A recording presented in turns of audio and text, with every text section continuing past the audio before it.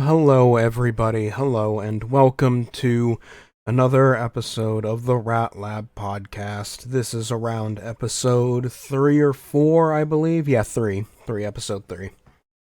And today is mostly just a year in review sort of thing. A 2023 year in review. Because, wow, this has been quite the year. Quite the year indeed. Busy both for good and for bad, honestly. Um, so, yeah, lots happened this year, but, I've gotten through the year. I'm recording this on December 27th, which may or may not be the day that this is actually uploaded. But, yeah, almost there. Almost next to, almost at 2024. And, things are, at least in my house, things are winding down. Christmas has happened. We've done our parties. We did Christmas Day. We did everything. And at this point, now we're just sort of winding down for New Year. We don't usually go out and do anything big years like some people do. Some people go out and have big parties and all that on New Year's Day or New Year's Eve, technically, and do all that stuff. But not here. Not in this household. In this household, we like to have Christmas be the big event, and then New Year's as an excuse to just try and calm down. Try and calm down and all that. And yeah, that's pretty much what we've been doing. So, as far as this year recapped, this year has been very odd as far as my channel goes, because while growth-wise, this channel hasn't really seen that much happen, which is sort of a continuation of the past few years ever since the Doom rant, right? Not many people are really... I haven't seen the same spike in growth as ever since the Doom rant, right? I haven't seen any similar spikes in the growth. But at the same time, it feels like this has been a year of experimentation for me. This has been a year where I've been doing, or at least trying to do, a bunch of new things. The occasional meme video, yes, but also just trying out new formats, talking about different things, doing something that isn't just a review or a lore video, right? Naturally, I want to do stuff that's gaming related, but I want to try and expand that. Around the beginning of the year, after my Duke Nukem review, my Duke Nukem Forever review, which was my 2-year special, technically, maybe like 5-year special, depending on, where you count it, but I count like 2020, roughly 2020 as sort of the year that I really started taking YouTube stuff seriously. 2018, 2019, I tried, and it just didn't quite work, and so I eventually unlisted that stuff, so, But, last year, 2020, I started taking things more seriously, and then last year, I had the 2-year special where I reviewed Duke Nukem Forever, posted a few meme videos, did streaming stuff, did some video essays, sort of. Not really like long form video essays or anything like that, just standard length for my channel, like 10 to 11 minutes, but talking about the stuff in the industry of video games as a whole, rather than just, talking about specific games and reviewing or lore and stuff. Like, I did the talk about live service games, where I talked about it as a business model as a genre, and why stuff like the Avengers game would fail. I also talked about graphics versus style, which is something that I still hold to. The idea of, how modern games, a lot of big modern games, are really insistent on being as graphically intense and good looking as possible, like as pretty and high tech and high quality as possible graphics wise, but they're sacrificing their actual style in favor of it, right? And because of that, I talked about the genericization of certain games and franchises, and how they don't feel unique anymore because a lot of the style has been lost for the sake of graphical fidelity and stuff like that. And so I talked about that. I did a few more memes, did reviews of stuff that I really enjoyed. I enjoyed Lacuna a good deal. I decently enjoyed Dark Side Detective. Placid Plastic Duck Simulator turned out to be a little bit of a sleeper hit there. The Midnight Suns review turned out to be a pretty big deal, though. Wow, yeah. The Midnight Suns one, as of right now, from 6 months ago, has about 755 views, which is pretty big for this channel. Pretty big. Evil West happened, and then I had to dip for a while uh, in July, the summer. So for pretty much the whole of July and a little bit afterwards, just recovering, I was gone for a bit. Um, and well, I suppose I might as well explain a little bit as to why I disappeared for.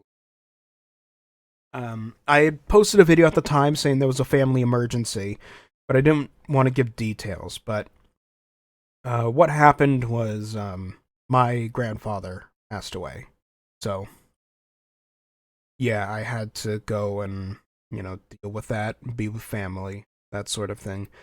Um, had to go through all that, had to fly across the country, stay over there for a few weeks as everything is done, and be with the rest of the extended family that he knew and everything.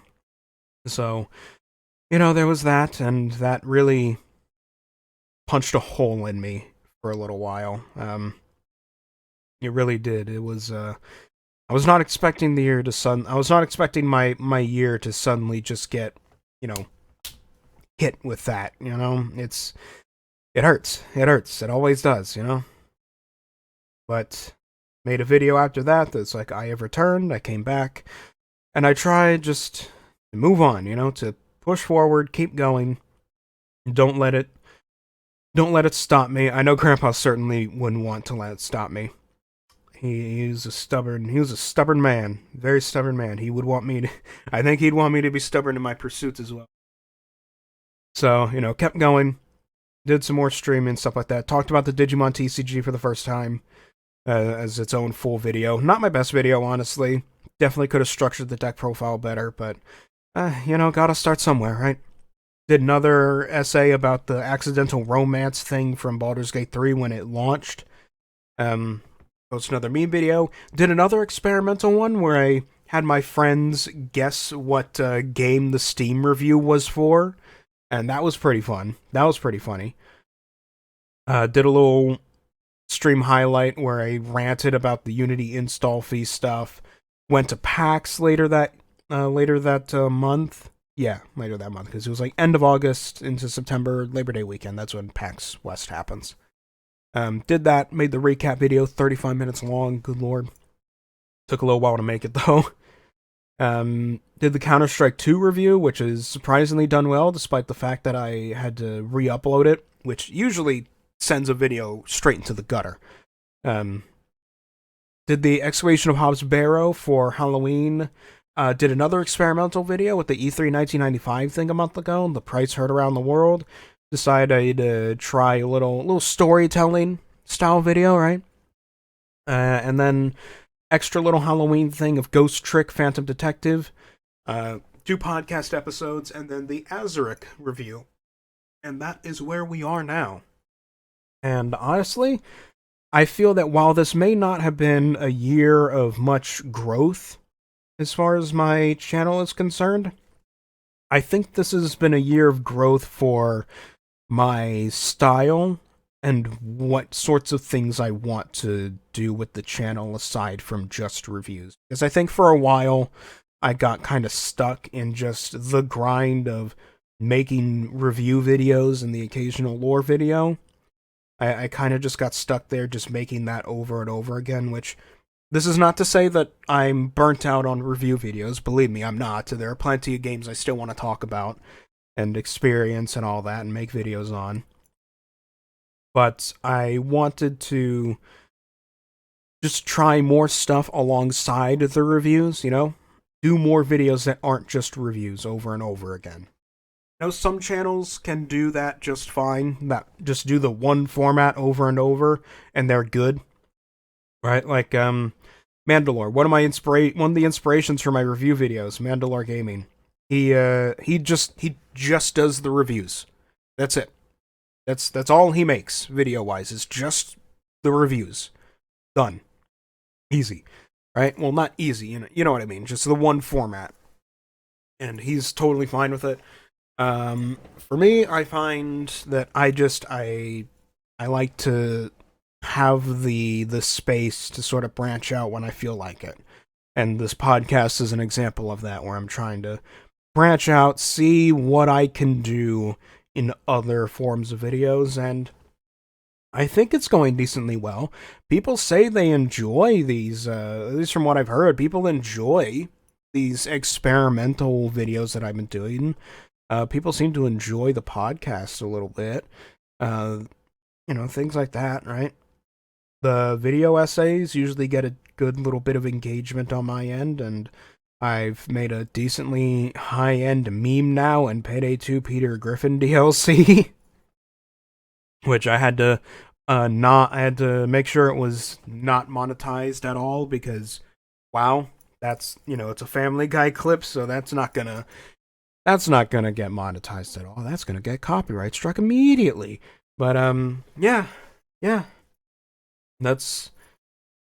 That's what this year has been like. It's been something. It's been a long year. It's been a very tricky one, a very busy one. In some ways, a bit of a hard one, a bit of a hard year. But all in all, it was a year of experimentation, a year of changes, and a year of growth as far as I'm concerned. And hopefully, maybe things work out in the future. Maybe this experimentation, we will see it bear fruit at some point in the future. Maybe next year, maybe not. We don't know. We'll have to see about that. But beyond that stuff, beyond videos and all that, other stuff that's been going on in my life is, I'm still trying to get a job in the games industry. Still trying to get a job there. And unfortunately, now is not the best time to do it, because the industry is going through a bit of a crisis right now. And that crisis is about, 10,000 people got laid off this year in the industry? Because a lot of companies out there have gotten way too big. They've just kind of been doing that infinite growth thing where they just keep trying to expand more and more and more. And now they realize they've reached a sort of critical mass where they're not making enough growth in their profits to really, how do I explain it, to really, justify how big their studios are now. And so a lot of publishers and holding firms are just slashing entire departments, slashing entire studios. This Christmas weekend, the break just before Christmas Day, Tiny Build just shut down Versus Evil Studios. It was like 13 people working there, and they just shut them down. Like, what? How do you just do that? Or not how, I know how, but like, why? Why do you just do that? Why do you just shut them down entirely? It's not like they were making bad games. Like, these guys made stuff like the Banner Saga games. These guys know what they're doing. They've made good games, and it's also just 13 people. It's only 13 people. And Tiny Build still sought to just shut down the studio entirely. It's insane. I don't understand how some of these companies I guess they just don't realize until it's too late that they can't keep funding these many studios. They can't keep funding all of these studios all at once and expect them to somehow still turn a profit. The Embracer Group did that a lot this year. Like, a lot. They're one of the front runners for shutting down studios. They went around just buying up companies left and right, buying up all these different studios and development houses and all this. And now they're realizing the investment's not paying off because it's the video game industry.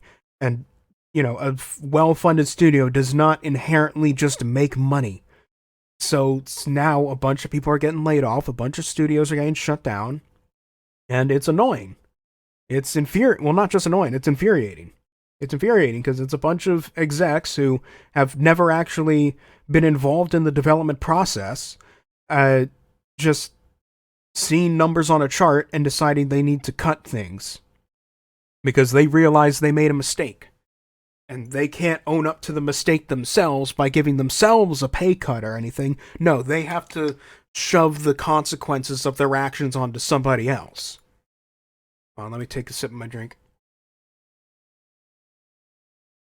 There we go. But yeah, that's what it's been like. And so now there's thousands and thousands of these developers and artists and programmers, everything just laid off. Just laid off. And the thing is, not all of them. This is another problem the industry's having right now, is that companies are, I think, coasting off of. They're coasting off of the fact that the veterans of the industry, the people who kind of built the industry to be what it is, are still hanging around a little bit. And in an industry like video games, it's a very creative industry, right? It's an industry primarily populated by creatives, naturally, just due to the way this medium is, right? And creatives in general have a tendency to not necessarily be as loyal to groups or companies or studios as they are to projects. Obviously, this is not a hard and fast rule. There are exceptions to all that, but generally speaking, it's the projects that keep people motivated rather than the companies themselves. Unless they're, small company and they've got friends and family there and stuff like that. Or they've got legacy at the company or something. Usually they are inspired by projects. And that's what keeps them going. And so a lot of these developers, designers, artists, etc., they will jump between projects a lot. And it's gotten to the point where now you have a lot of really experienced developers and designers who are used to jumping between projects, and you have these companies who are used to people jumping between projects. The problem is a lot of those people, a lot of those veterans in the industry they're either switching industries entirely, transferring their skills over somewhere else because they're just burnt out on video games, or they don't want to be screwed over by another big studio or something. Or they're just, depending on, age, they're just retiring. There are things happening where people are either switching industries, retiring, or in the case of some, they're founding their own studios entirely, which also removes them from the hiring ecosystem because they're not bouncing to any new projects anymore because they have a studio to fund their own projects. And the companies haven't really caught up to that idea.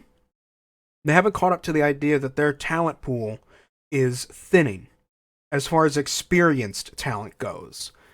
It is getting thinner and thinner by the day, especially with these layoffs.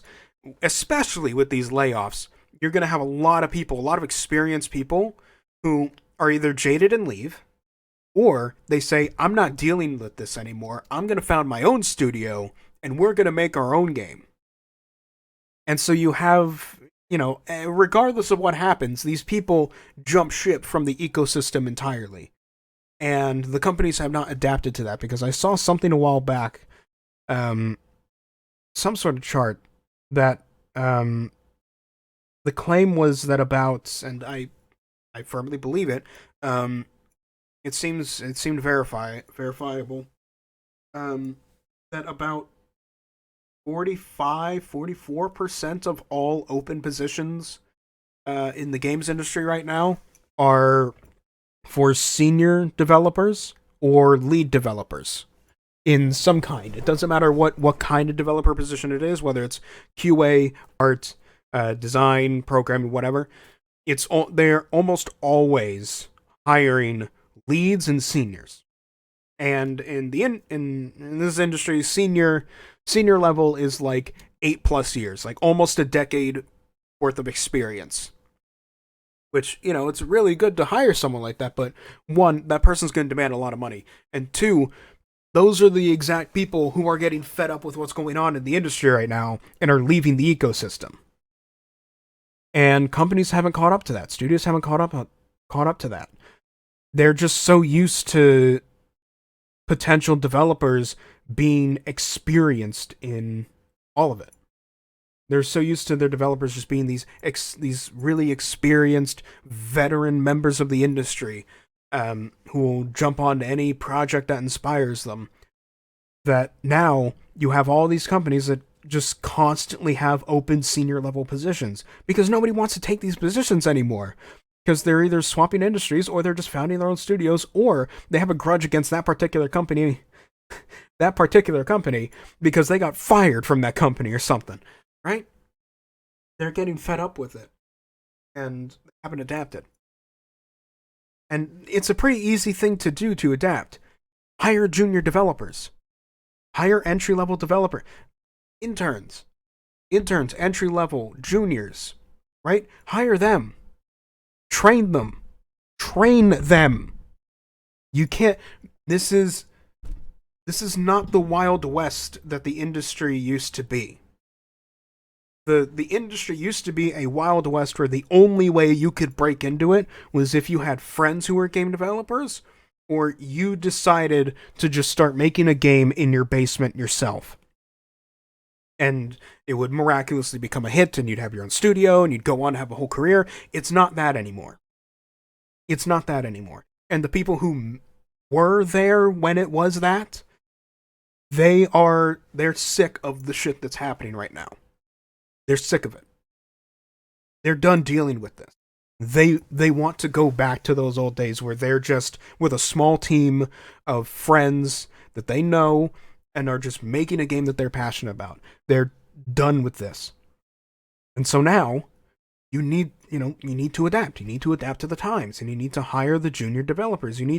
There is a whole pool of new people inspired by those developers, by those veteran developers and those veteran companies, inspired by them to make video games.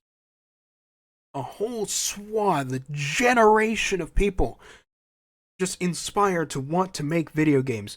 But the problem is, at this point, the bar for making a good video game is much higher than it used to be. And while, yes, an individual person or a small group of people can still make something really good, it is much more difficult than it used to be to, in some ways, really break into the industry. Because now, someone tries to make a game demo to show off their skills, a lot of times they'll essentially just be told, yeah, that looks boring though. Self-taught, I guess what I'm trying to get at is that self-taught is not the best or the only way to break into this industry, and people need to start realizing that. Like, self-taught game developers are not always a good thing. They are not. People who just are trying to make projects on their own and learning how to design and program and develop all on their own, it's not always a good thing.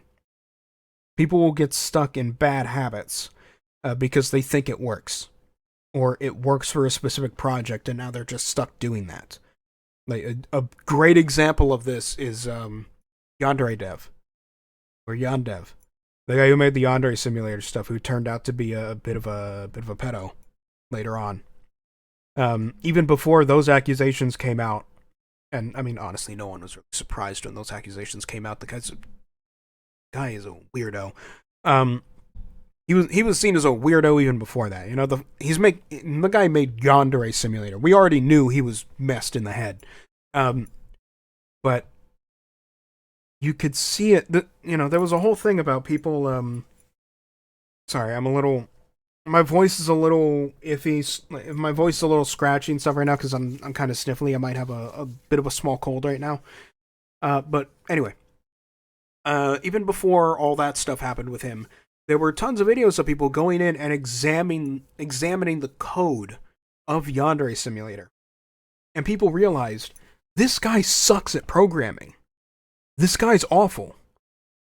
He is entirely self-taught. He knows nothing about good practice or efficiency. Like, the running joke with the Andre Simulator is that literally everything in his game is if-else statements. Literally everything in his game is if-else statements. He doesn't even use other statements. Right? Like, deciding what color a character's hair is, right? Deciding that is a massive if-else statement where the game selects like a variable or a number or something, and then it has to go through the if-else statement that says if the variable is this, then make the hair color this. Else check if it's this one and make it this. Else check again. And because it's an if-else statement, the program has to run through the entire statement until it finds the thing that qualifies. Otherwise, it's just going to keep going. Right? If you wanted to remake that, you would use an array or a switch statement. Right? You'd just make an array that has every color in your game, every hair color that you're going to use in your game, and then you use something like a switch statement that basically just, when X variable is selected, search for Y color in the array, and it will automatically just go straight for it. It doesn't have to check every individual one to see if they're the same thing. It's much faster, much more efficient. And the fact that the entire game is built like that means it chugs a lot, because it is constantly, all the time, every single frame, running those statements. It is checking every variable all the time. It is massively inefficient. It is horrible programming design, awful programming etiquette. It's just entirely awful all around. That kind of stuff is why you want to teach people. That's why you want to teach developers, why you want to teach programmers, designers. We need these veterans, and also because the pool of the knowledge and the skills that these senior and lead developers, that these veteran developers have, is getting thinned out due to the fact that they're leaving the industry, or they're leaving the bigger companies behind. Their skills are, the amount of people who have these skills is getting smaller and smaller. We need these people who are still in these companies or who are founding their own companies to take on fresh blood, to take on new developers, junior developers who have like a rough year of amateur experience, or people who have no experience and they just learned programming or something, right? Or artists or whatever, designers. We need these people to take on this new generation and teach them these skills. Right? Impart these skills, impart this knowledge onto the next generation so it's not lost. The problem is the big companies, they don't want to do that. They don't want to do that. They want to just keep coasting off of veteran developers just bouncing back into their company over and over again. But at some point, they're not going to come back. At some point, they're just going to say bye. They're just going to leave and not deal with you anymore. So you need to bring on new people, and you need to actually train them, not just give them a list of responsibilities and throw them into the lion's den. We need training, especially since in this industry, video games don't have a formal education, or at least no formal education that is respected, right? And I say that like, books have literature classes, right? You can go to college to learn to be an author, or learn to be a journalist, or you can learn to be a filmmaker, for TV or movie or something like that. Because those are respected mediums, respected industries. Video games don't have that respect. And video games don't have that path of formal education that gives you the real in-depth stuff that you need, those real detailed skills that you need to move forward. You can't really get a respectable degree in game development. You just can't. No respectable school, no respectable higher institution is running those at all. They're just not, because they don't figure it to be a respectable industry. They think it's the industry of, most people consider it the industry of weirdos, right? A bunch of weird people making video games. They're just toys, right? Video games are just toys. That's what Nintendo did to save themselves from the Atari video game crash. They marketed the NES as a toy for children. And ever since then, that perception. We've basically been fighting against that perception ever since. Is that it's not toys. These aren't just toys. This is an artistic medium. Just like movies, just like TV, just like books, just like music. Just like music. And in fact, in many ways, it is the culmination of all of those previous mediums combined. It's all those previous mediums, the visual media, the visual storytelling of movies, the writing of books, the sound design from music or in movies, right? It's all put together, and it all comes together into one thing, and then you're given a controller and told, use your agency to experience the art. Don't just absorb the art. Don't just stare at it. Don't just experience it like you do with a book or movie or a song. Don't just sit there and experience it. You don't just sit there and absorb it. That's what I mean. You experience it. Your agency determines the functionality of this product, of this art. If you don't do anything, the art will not do anything. This is why I say that video games are potentially the highest form of art that we can have. Obviously it depends on the individual game, just like how it depends on the individual movie. Some movies are incredibly artistic. Some movies are, these super high concept art projects, and some movies are just blockbuster schlock, right? Same thing with movies, or video games. Some video games are just, action-filled schlock, or, just random nonsense. Other video games are what I would dare to say are the interactive equivalent of high art. And yes, I'm going to be that guy. I'd say Undertale is one of them. Undertale is a video game equivalent of high art. It may not portray itself that way, but that's part of the art. It's the fact that it portrays itself as this innocent little JRPG. And then as you go on, you realize it is not. It is something far beyond that. It is a very meta. It is a very meta experience that really if you're really paying attention, you start to question shit. You start to question things. So, yeah, it frustrates me a lot, It frustrates me a lot because it feels like a lot of this stems from the fact that video games aren't taken seriously. It's a cascading effect, right? Video games aren't taken as serious. Video games start out. They're a Wild West. People build up the industry.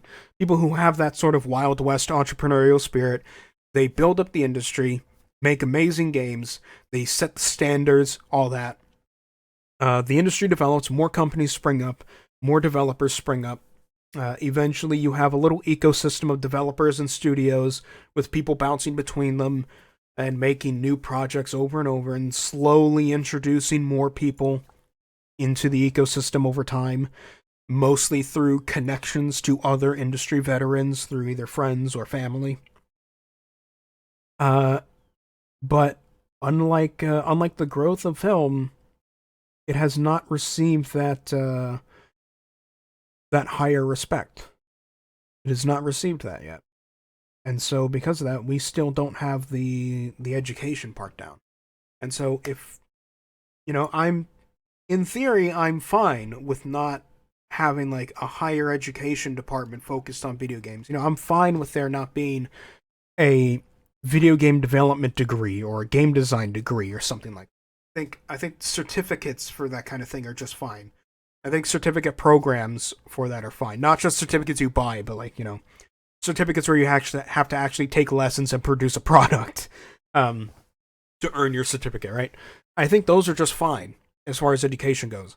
But if that's the path we're going to go down, then we need to compensate for the fact that most future game developers are not going to have any big, fancy looking formal education in the industry.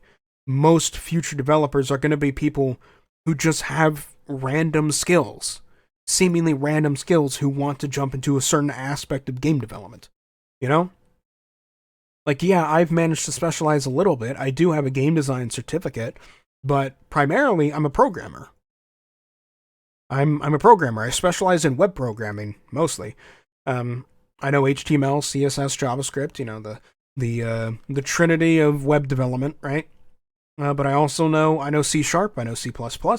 I've done Java before. In my process of learning Godot, I've been learning GD script, which is a fancy version of Python. Right? So fundamentally, those are skills that are not unique to game development, but they are incredibly, incredibly useful. Yes, but required. You need to be able to program a video game, right? You need those skills, but that's just one of the many skills you can have to be a game developer or a game designer. One of the many, many skills. And you need people with all these different skills coming together to become a video game team, a development team, right? And so we need to be able to train people who don't have experience in this industry, because you can't get experience in this industry other than getting mentored by someone or just trying to make something entirely on your own, which is a massive undergoing. That is a massive project, trying to make a video game all on your own. It's why indie games, really good indie games, receive such high praise, because one person making an entire video game and having it actually be good at the end, that is an insane accomplishment. That takes an insane amount of skill, talent, and stubbornness to be able to pull that off. Most people can't do that. Most people can't be the solo indie dev making their own passion project that turns into a massive success. Most people aren't going to be Edmund McMillan. Most people aren't going to be John Carmack. Most people aren't going to be, what was his name? I just had his name in my head. Toby Fox. Most people aren't going to be Toby Fox, or Edmund McMillan, or John Carmack, or John Romero, or, any of them. Most people aren't going to be that. Most people need a mentor. They need a team. They need people they can rely on to help them learn and get better and grow.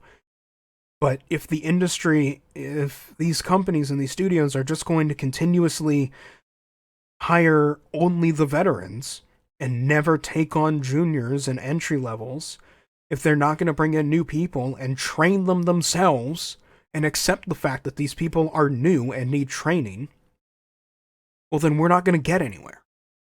The industry's going to stagnate, because none of the skills that those industry veterans have acquired throughout the years is going to transfer to anyone else.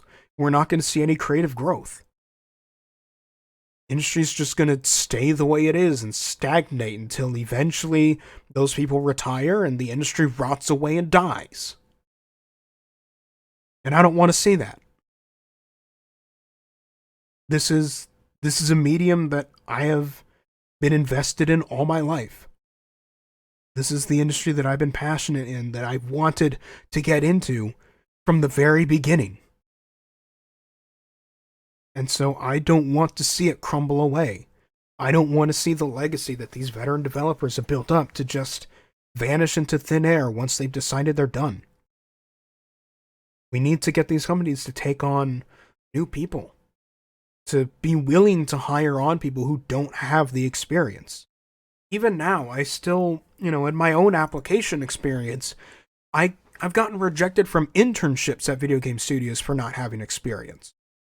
I've gotten rejected from junior applications for not having 3 to 5 years of video game experience. The video game industry is the epitome of the meme of, you need experience to get this job, but you need this job to get experience.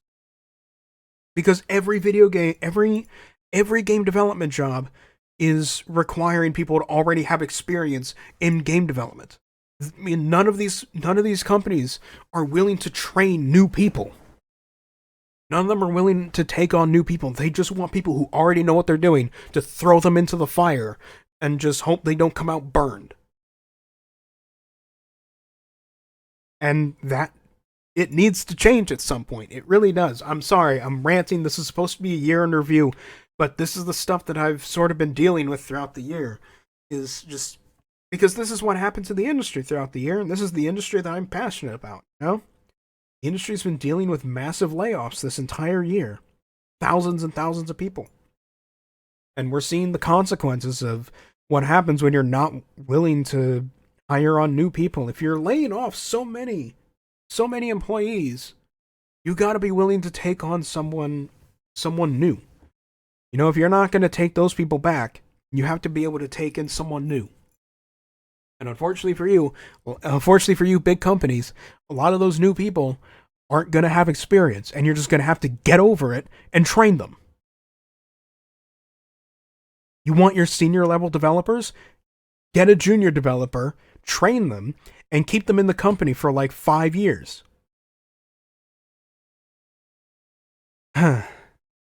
Oh,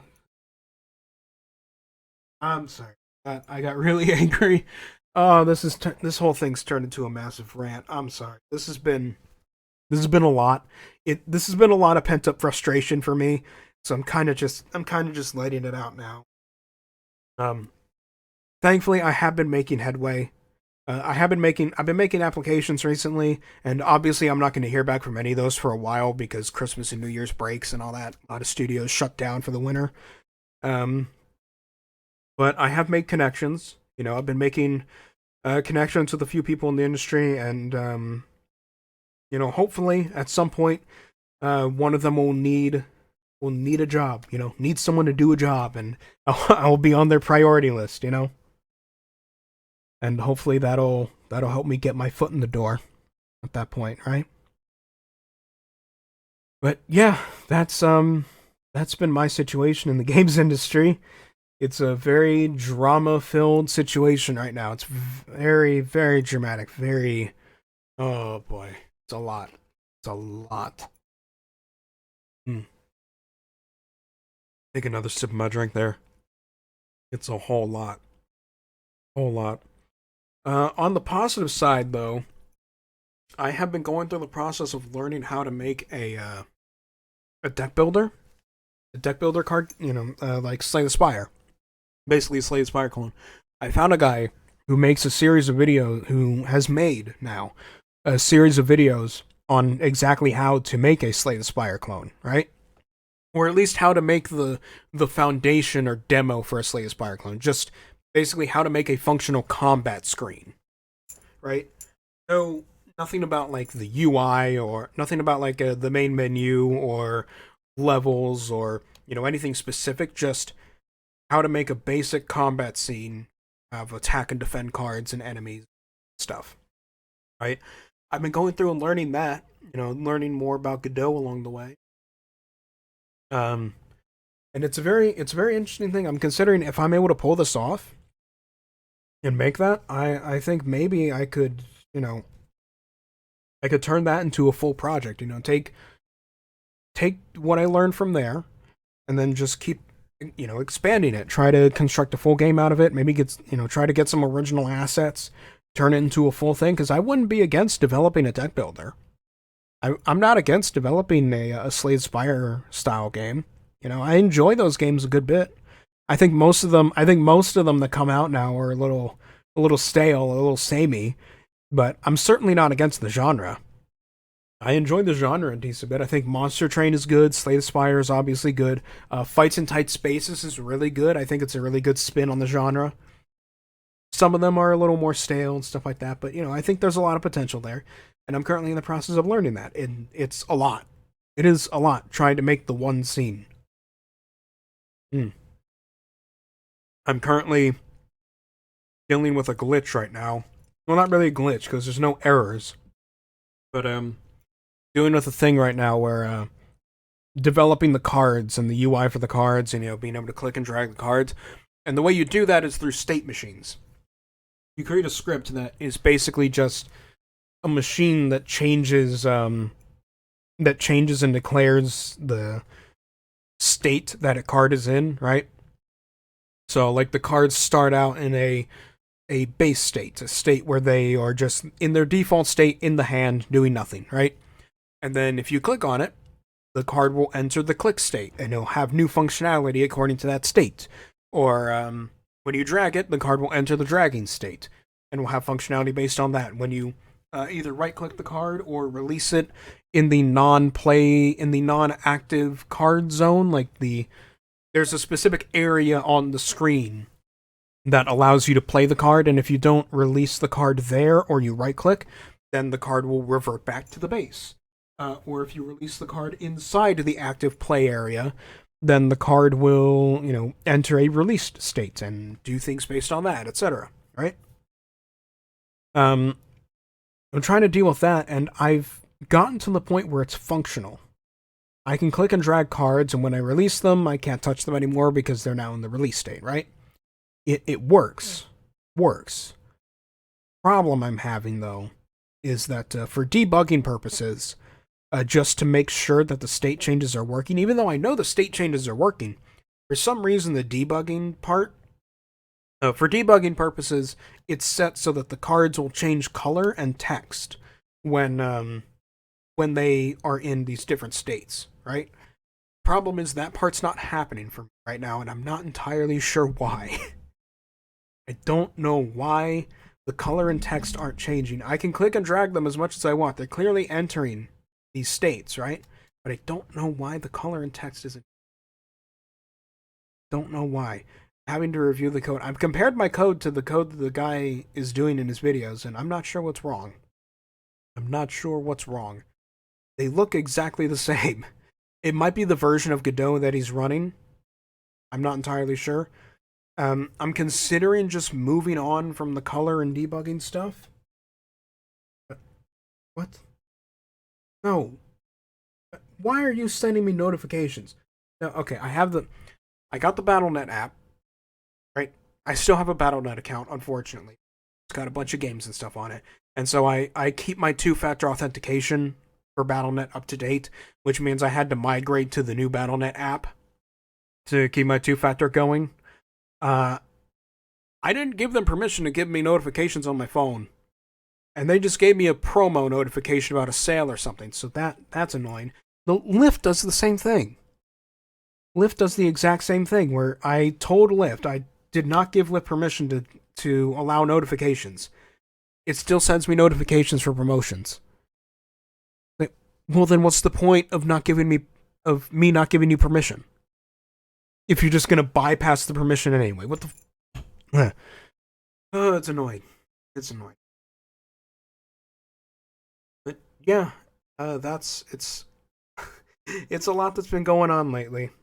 A lot that's been going on lately. Um, Outside of that, if we want to talk about literally anything else, I got a lot of Digimon stuff this year. A lot of Digimon stuff. Um, well, because I've been playing the Digimon card game, right? But my mom got a cute idea. My mom got a cute idea for a stocking stuffer for me. In that, because I'm playing Digimon card games, she figured it would be cute to get me an actual Digimon Digivice, like an actual Digimon Tamagotchi. So I have one of these now, and it has 2 Digimon in it. I've decided, try it out, see what this little LCD thing is like, because I never actually had one of these as a kid. I was not part of the generation of kids that grew up with these things, or at least I was not part of the generation of kids that was interested in these.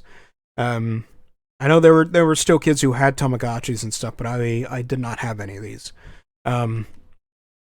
And so, try it out out of curiosity, and now I've got an Agumon and a Kumemon. Is it Kumemon or Kunemon? Hold on, let me look that up. It's gotta be Kumemon, right? The little caterpillar thing?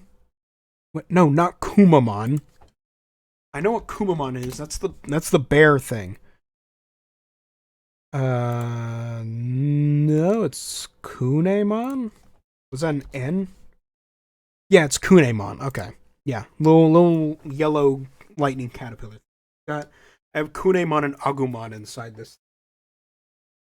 It's funny, because this thing basically doubles as an alarm clock. Like, you can make the Digimon go to sleep, and then a set number of hours later, once I think the thing determines the morning, determines that it's morning, the thing will just start beeping. The thing will just start beeping like crazy and have you check on it.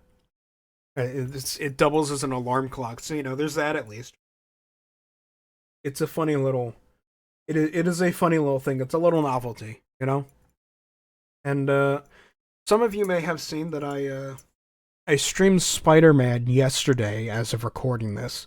The VOD is not up on my channel now because the VOD broke. From what I could find, the VOD broke. I don't know entirely why. I think something to do with the lag and the constant lowering bitrate, and maybe a disconnect that happened during the stream that just reconnected really fast. But for some reason, when the stream ended, not only was I constantly dropping frames during the stream, but when the stream actually ended, I checked the VOD, and the VOD was only, despite the fact that the VOD was saying that it was like the full 1 hour, 50-something minute stream, it was only playing the last like 51 seconds.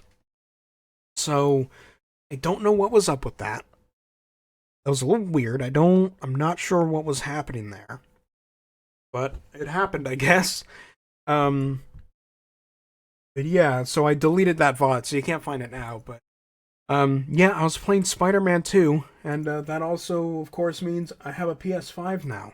I got the PS5 Slim with a physical disc drive because the reason I wanted a PS5 to begin with isn't necessarily because of PS5 games, because PS5 ain't got no games, but because the PS5 can play a PS4 library. It's backwards compatible with PS4 discs. And in fact, depending on certain discs, some PS4 games will actually get graphical enhancements when you put it inside a PS5. So I have PS4 games already. I have the discs already. So I was like, okay, you know what? Yeah, sure. Why not just get a PS5? The PS4 games will run better. They'll look better. They'll run better. Why not just do that? I don't see the issue here. And then it also allows me to get new games if I feel like. So, there's that.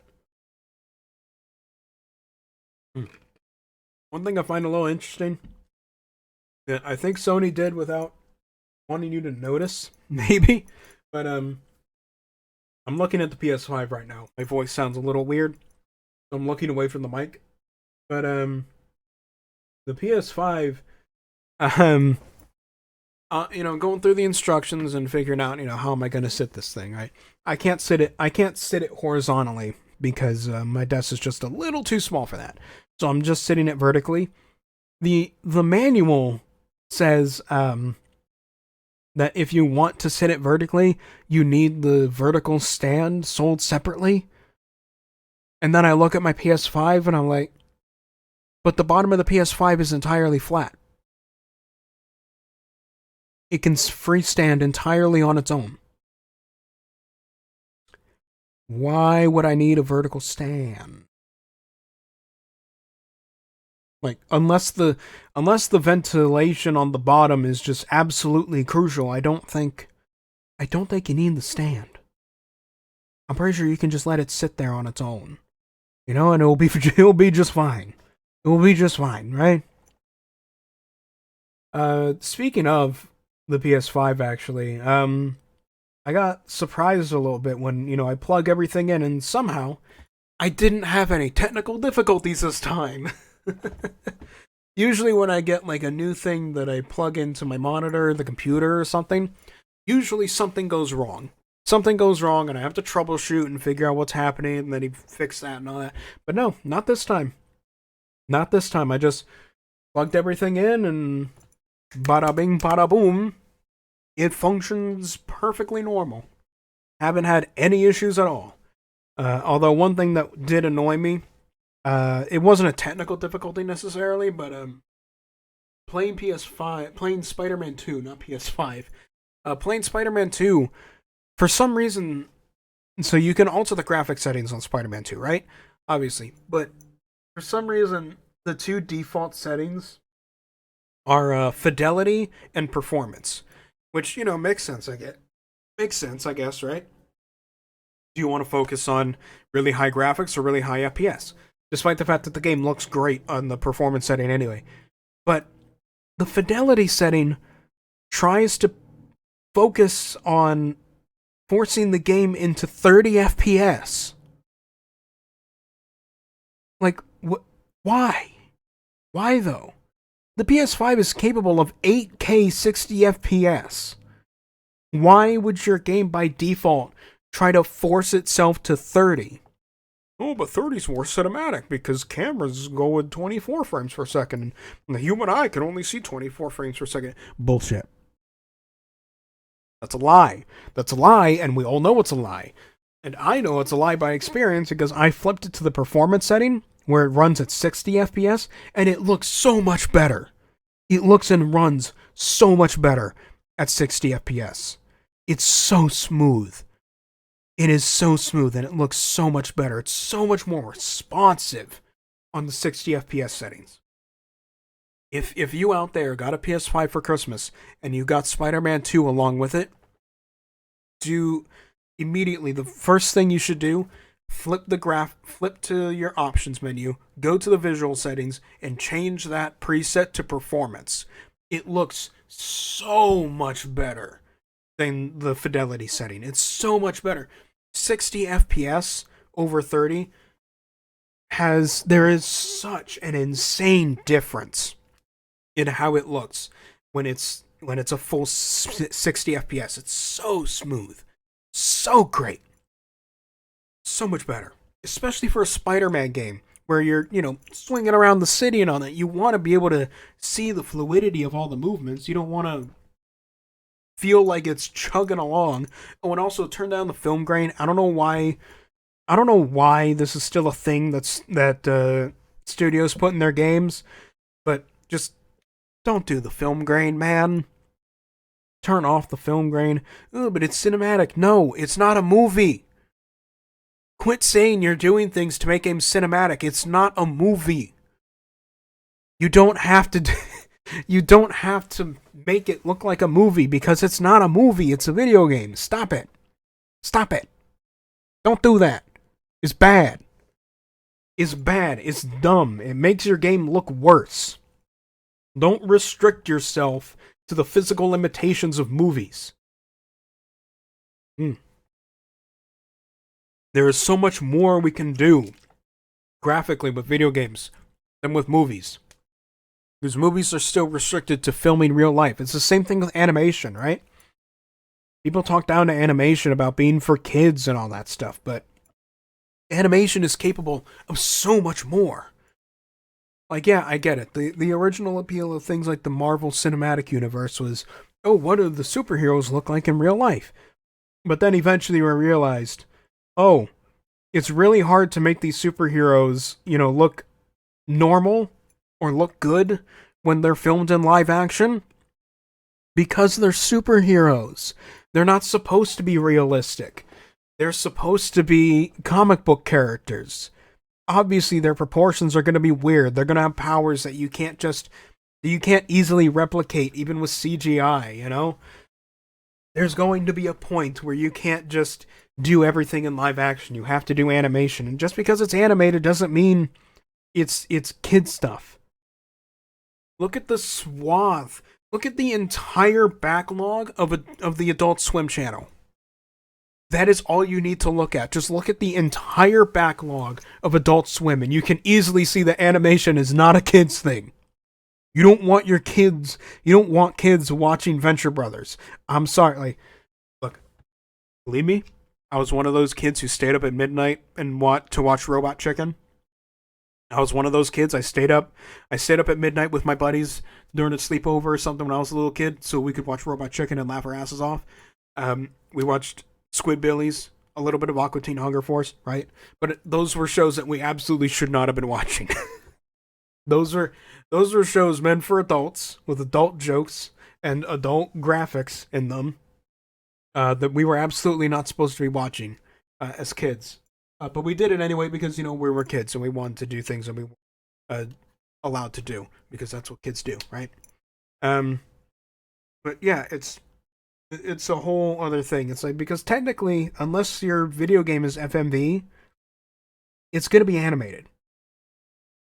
And I feel like, there I might be overanalyzing and overthinking a little bit there, but there might be just a little bit of that looking down on animation as kid stuff that sort of leaks into video games.